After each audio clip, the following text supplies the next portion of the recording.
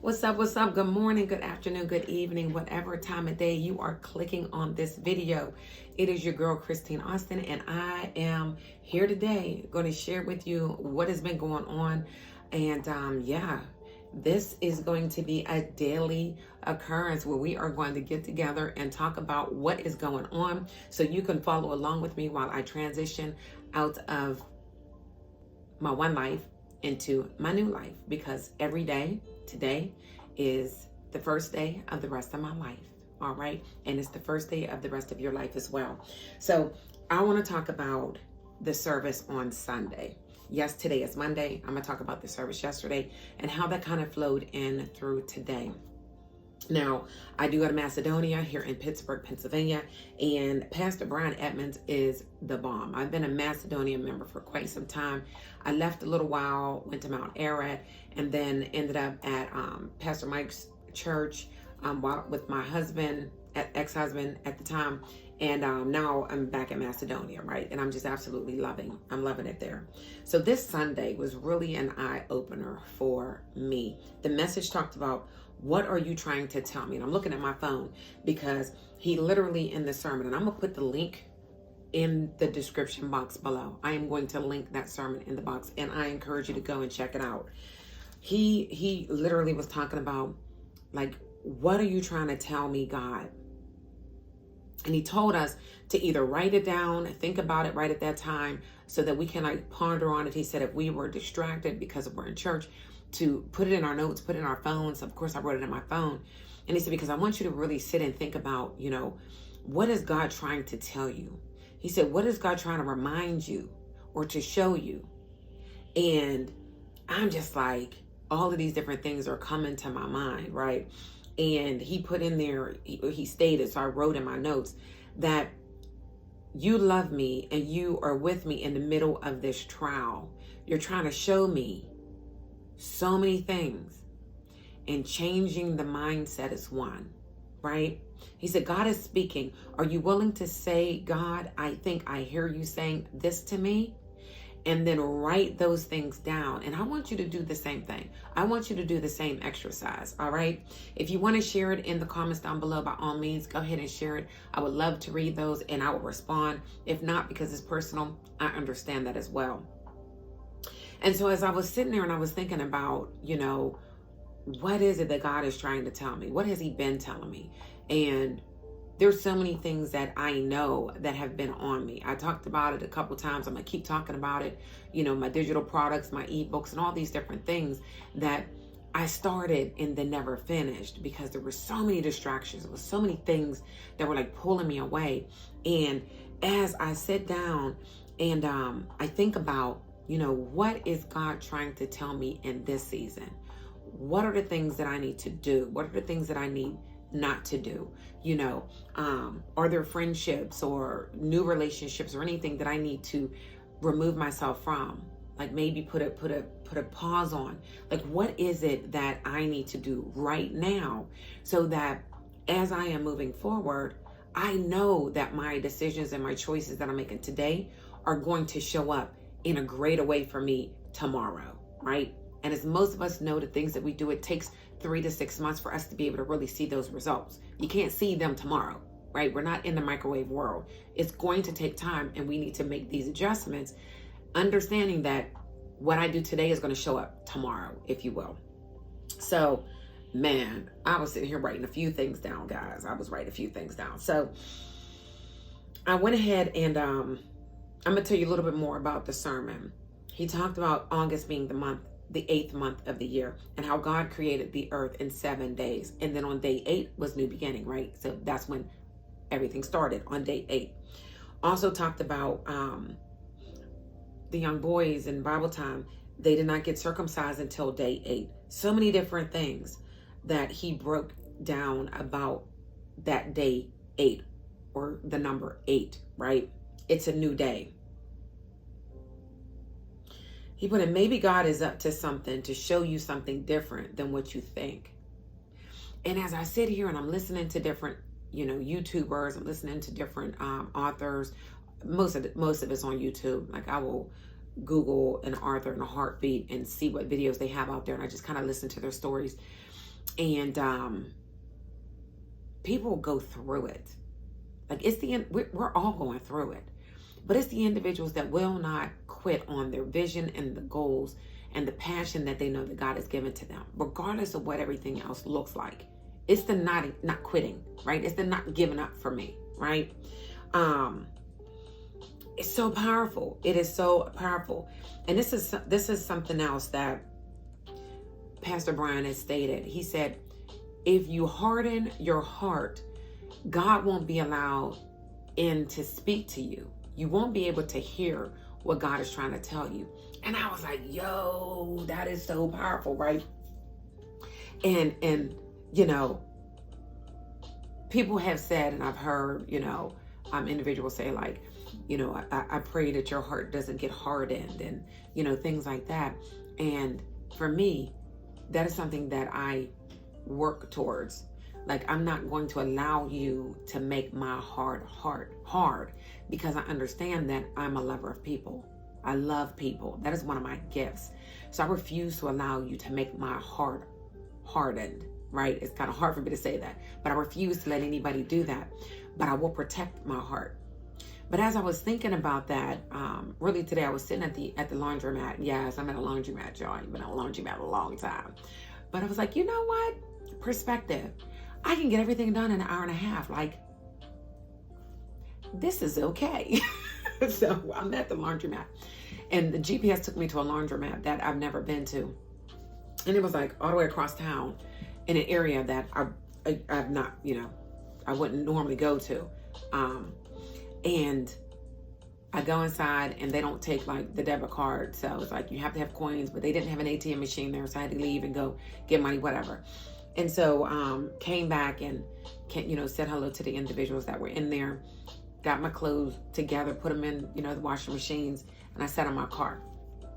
And I was sitting in the car, and I was going back over the sermon, and then I was thinking about all these things. And of course, I'm not going to share all of my things that I know that God is talking to me about.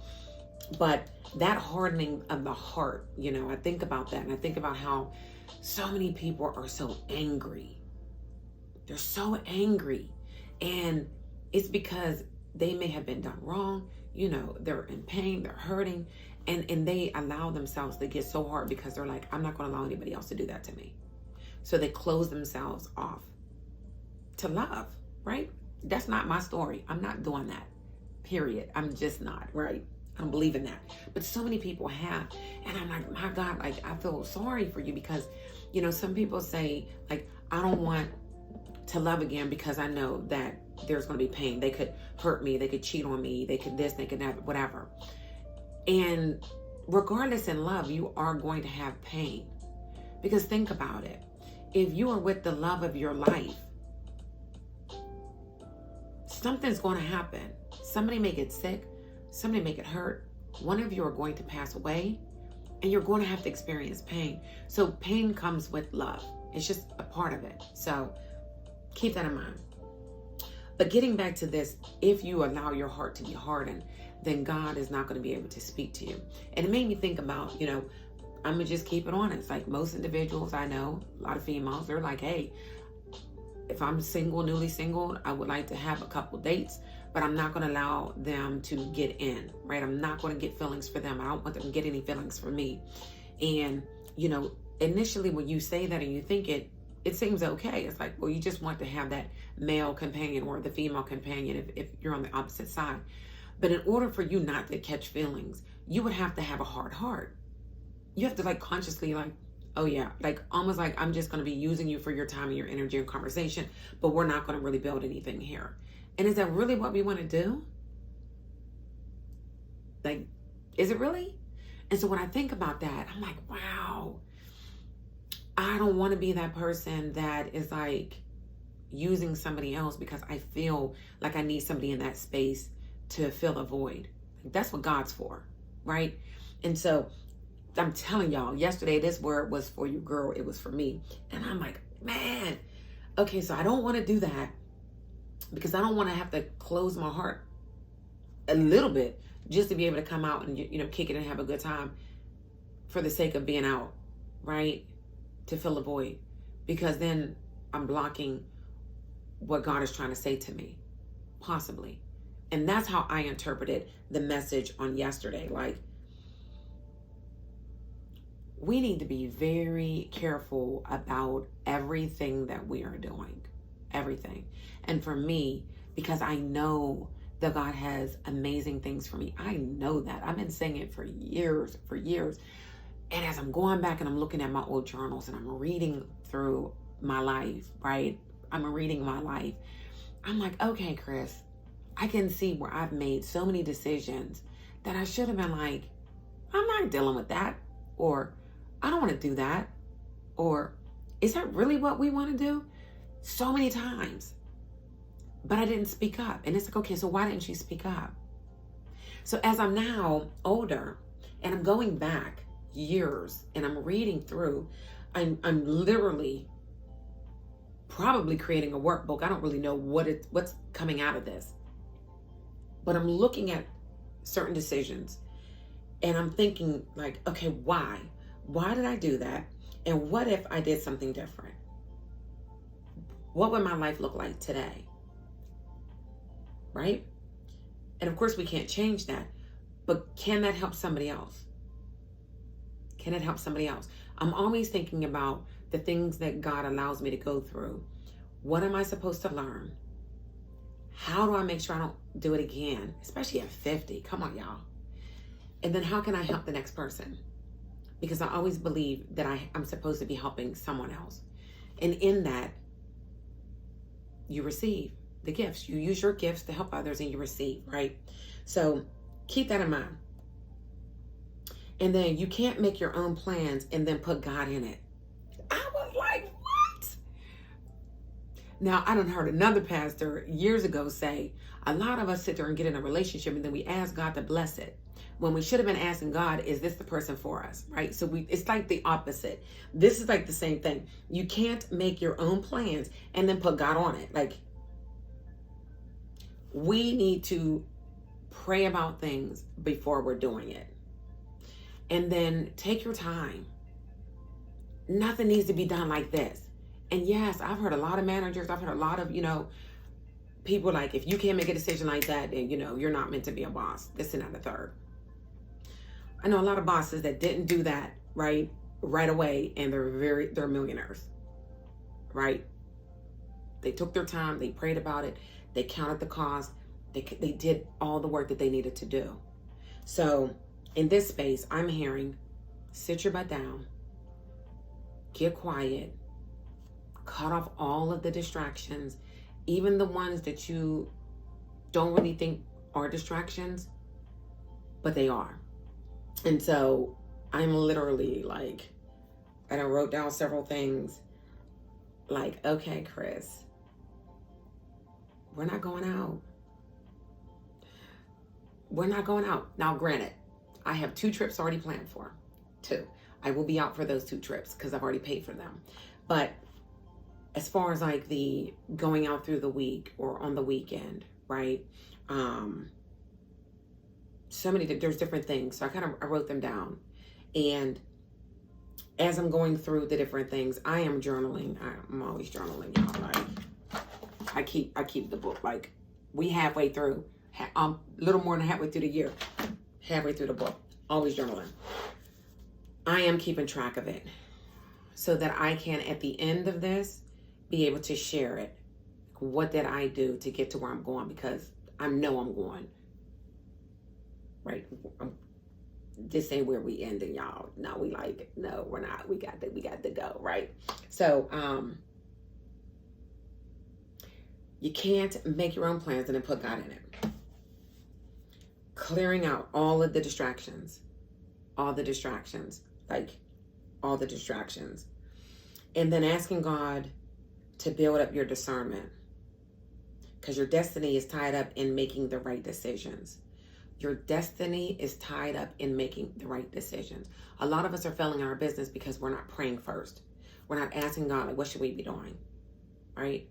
If you're in the insurance business, what kind of leads should I be working on? Should I be in final expense helping the seniors, or should I be working with the young individuals being in wealth building plans? Should I work with, families all at a time? Like, what should I do in this space that I'm going to be able to elevate because I'm blessing more people. Praying about that, right? I did get quiet. I know where my niche is and what I'm doing, so I'm clear on that. But I'm saying for you, and even in your business, whatever business you're in, have you ever really taken the time to just get quiet? I mean, quiet. Whether that means like I was sitting in my car waiting for the laundry to get done and just writing in my journal, like, okay, all right, God, like he can talk to you anywhere. Tap in wherever you are. In discernment, I'm gonna tell you about this laundromat in a minute. Man, I'm telling you, like, God can send you anybody to send you a word. Wait till I gotta tell y'all. So, discernment. When you are right at the point to make a choice and realize right in the midst of it, you change your mind. That's discernment, right? And so I made some decisions and I was like, God, thank you for that confirmation, because I made a couple decisions and I'm in the midst of it. And now it's like, I'm changing my mind. And it's like, it's that discernment. Like, is this really what I'm supposed to be doing? Is this how I'm supposed to show up in said place, right? Because maybe I'm supposed to be there, but just not in the way that others are looking at me like they want me to be there. And that's why I'm getting quiet. What am I supposed to do? I know I'm a speaker. I know I'm a motivator. I know I'm a trainer. I know I encourage. I know I can take somebody's business and I could put all the pieces together, hand it back to you like, okay, this is what you need to do. Now go be great. I've been doing it for years. But now I'm moving forward. I'm going to charge for that because that's also a gift, right? Getting quiet. The depth of your discernment, strength of your study. Do you have a study time set? Build your relationship. Too many people learn from social media and not from God, right? The depth of your discernment, strength of your study. Do we have a study time? Do you have a study time? When you're sitting down and you're getting quiet, you got your Bible out, and I have a big old Bible, like it's huge. It's down there, it's huge. Getting away from our Bible on the phone. And I know the Bible app is amazing. But how many times have you been on your Bible app and then a notification comes and then you click on that and then you're like, oh wait a minute, what is that? And or is that just me? Maybe it's just me. So get back to the book. You will make better decisions when you study the work, as the enemy can't make you feel bad about the right decisions. Shame does not come from God. So if you're doing anything and you feel shame after doing it, that's not of God. You need to reevaluate, right? You make better decisions when you're studying the work.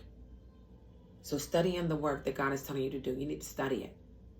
I think about that with the insurance industry and how new agents will come in and they think that they can just be taught right away some things and then they can go out and make 6 figures in 6 days. And you have a whole entire agent manual and nobody wants to open it up and study it, right? They don't want to learn the job. They just want to go make the money. You got to learn. You got to take the time to learn. Man, it was so good yesterday, y'all. Go down in the description box and click on that link and watch the sermon. Watch the sermon. You need to study to show yourself approved. Psalm 119:11. I hid your word in my heart. We got to hide God's word in our heart. We need to have a clear understanding of the word. That's in Acts 18:24. And then the consistent communication, talking about your consistent communication with your Heavenly Father. There are certain blessings God has for those who draw close to Him. He wants to bless us because we're His children. But we don't want to tap in. I was like, God, I'm so sorry. And I've been tapping a lot, but sometimes it's like, sometimes you just need to tap in and just be grateful. Instead of like, God, can I have, could you please, why this, why that? Thank you. Thank you that I was able to get up this morning in my right mind. With my fingers moving, my arms, my legs, I could walk. Like, thank you, Lord. Because some people can't. Some people can't. So being more in a gratefulness. And he said, you got to make sure you are getting around the people who are anointed by God and going in the same direction as you, right? Got to make sure that the people that you're tying yourself to are going in the same direction as you. What is the vision that you have, that God has given you, that's to take you to another level? You can't stay with the same people to get to another level. And some of them people can't come with you. They just can't, right? And he said, that's why athletes want to be around those that have that dog in them. I was like, yeah, we got that dog in them, right? Because they want to win. They want to win. So they're going to tie themselves to individuals that are studying harder, that are working out harder, that are, not going out to the clubs and this and that, because they see them winning. They're like, I need to be around you because I need to win too. So we need to see who are those individuals that are doing what we want to do. You tie in with them because they got that dog in them, and you go forward because they're going to help elevate you if you follow and implement the same type of things. And that again is if that's where you're trying to go. And that's also one of the reasons why you may be with somebody for a long time and y'all both are going in different ways. Somebody told me a long time ago, people grow apart, and I never understood what that meant. I'm like, how can you grow apart? So sometimes it just happens, right in front of you. But you got to tie in with the people that got the dog in them. So let me go back to this daggone laundromat, and I'm going to let y'all go. I'm going to let you go. So I'm sitting in the car, and, I got my journal out, and I was talking to my sister at this point, and I was telling her, I was like recapping church because I listened to the sermon again, and then I was doing some more notes, and I'm like, man, I'm going to share this with my sister. So I got on the phone, I was talking to her while I was waiting. And this guy comes by, and I'm in my car. Laundromat is right there. I have the car door open, right? And I'm just talking to her. And he walks past, he stops, and he's looking in my car at me, right? And I'm like, okay, what he about to do, right? Because again, I'm in this area that I would not normally be in, right? A bad area. So he walks, and then he stops, and he drops his bags. And I was like, hold on, Tonya. And then he stops, and he stops right back right here. So he's staying on the same sidewalk. And I'm, of course, in the car. And he stands there, and he's just like, hi. And I was like, oh, okay. I was like, hi. He was like, oh my God, I love the blue. My car's blue. I love your blue car. That's the same color as some school he named. And then he just went into this rabbit hole of like compliments about my car, about the bling that I have on my Tesla on the emblem in the front. And then he saw the bling on the side, and he looked at my rims, and he's like, I like your rims. And he's like, and I'm thinking like, okay, I hope I don't have to cut this little man, right? Because I do keep a little blade in my car. God, don't judge me, but I do. As I'm sitting here, and it looks like a pen, but it's a scalpel. And I'm looking at this man like, God, I know I'm over here praising and worshiping. I know you're not over here about to have this guy mess with me today. Right? I was like, not today. I'm just trying to wash my clothes and go home. So he's just talking, and then I could feel like his spirit was good. The energy off of him was good. I'm looking in his face, like I'm staring at him because I'm watching his body language, and it was just all good. And I'm like, wow. And so then I got soft. I didn't let go of my scalpel. I ain't that stupid, but I got soft watching him. And I was like, I really appreciate that. Thank you so much. And he was like, yeah. And he said, oh, and I like your tattoo on your arm. That's nice. I'm like, how do you see my tattoo on my arm? I don't know how he could see the tattoo on my arm, y'all. I really don't. Because he was over there. I'm in the car. I'm like, you could barely see it. So I was sitting there like, okay. And I could tell another car went by, and he's talking about the blue. He pulled out a lighter. He's in a rabbit hole. All this stuff. And I'm just like, wow. And then I said, honey, what's your name? And he says, my name is Dan. And then he said something about the name of Dan and something else and something about God, right? And I was like, oh, I like that name, Dan. I said, well, listen, Dan, I'm on the phone with my sister. I've been on the phone with my sister since you came up, but I'm so grateful about all the blessings and all the love that you're sharing with me. Like, I'm so grateful. Thank you so much for loving on my car and loving on me, right? And he said, yeah. He said, the world is waiting for you. Stop playing. I said, excuse me? He said, yep. God told me to tell you. The world is waiting on you. Stop playing. Have a good day. And he just walked away, picked up his bags. And my sister was like, what did he say? I said, he said, the world is waiting for you. Stop playing. Man, like I'm about to tear up right now. I was in that car like, yo, wow. Okay, God. I was like, okay, thank you for that. Girl, shut it down. So I was just telling her about all of the different things that I am going to be shutting down. So I can be quiet, I can be still, I can focus on all the things that I know I need to focus on so that I can pay off all these debts, you know, make this 6 figures in 4 months, like all the things I need to do. And here comes this man, this stranger that seemed like he little special needs, but an amazing man named Dan who just dropped by to say that the world is waiting for me and for me to stop playing. So that's it for this video, guys. If you enjoyed it, put your comments down below. If you have not liked this video, go ahead and like it if you liked it. Share it with somebody else. Maybe it can be a blessing for them. I noticed, thank you so much, Monica sent me some money on the last video. Actually, down below, you can click on thanks, and you can give a donation. I thought that was pretty cool. If you want to give a donation, by all means, give a donation. God bless you for that. And now, y'all, stay encouraged, because today is the first day of the rest of your life. Make it a great one.